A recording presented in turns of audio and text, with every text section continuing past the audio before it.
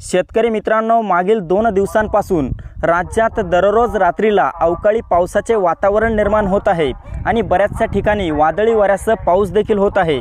दिवसाला उष्णता तर रात्री अवकाळी पाऊस, राज्यातील एकंदरीत असे काहीसे वातावरण तयार झालेले आहे।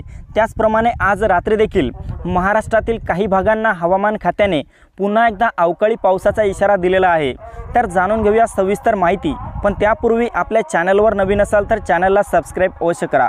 तर मित्रांनो, मध्य महाराष्ट्रातील सातारा, सांगली, अकलूज आणि सोलापूरच्या काही भागामध्ये आज रात्री मोठ्या पावसाची शक्यता हवामान खात्याने वर्तवलेली आहे। हा पाऊस रात्री 7 ते 9च्या दरम्यान होऊ शकतो। तसेच मध्य महाराष्ट्रातील अहमदनगर, अकलूज, छत्रपती संभाजीनगर, जालन्याच्या परिसरात देखील हलका ते मध्यम स्वरूपाचा पाऊस होऊ शकतो। तसेच मित्रांनो, मध्यरात्री पाहिले असता राज्याच्या काही नवीन भागांमध्ये पावसाला पोषक वातावरण तयार होईल। यामध्ये लातूर, धाराशिवच्या परिसरामध्ये मोठ्या जोरदार पावसाची शक्यता असेल। तसेच रात्री 1च्या दरम्यान, 12 ते 1च्या दरम्यान जर पाहिले असते, संपूर्ण मराठवाड्यात नांदेड, हिंगोली, परभणी, बीड, लातूर, धाराशिवच्या परिसराला मोठ्या वादळी वाऱ्यासह आणि विजांच्या कडकडाटासह पावसाचा इशारा आज रात्रीला आहे।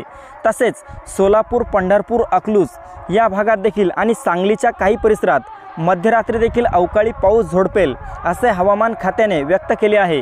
विदर्भामध्ये पाहिले असता विदर्भातील बुलढाणा, अकोल्याच्या परिसरामध्ये पावसाचा इशारा आहे।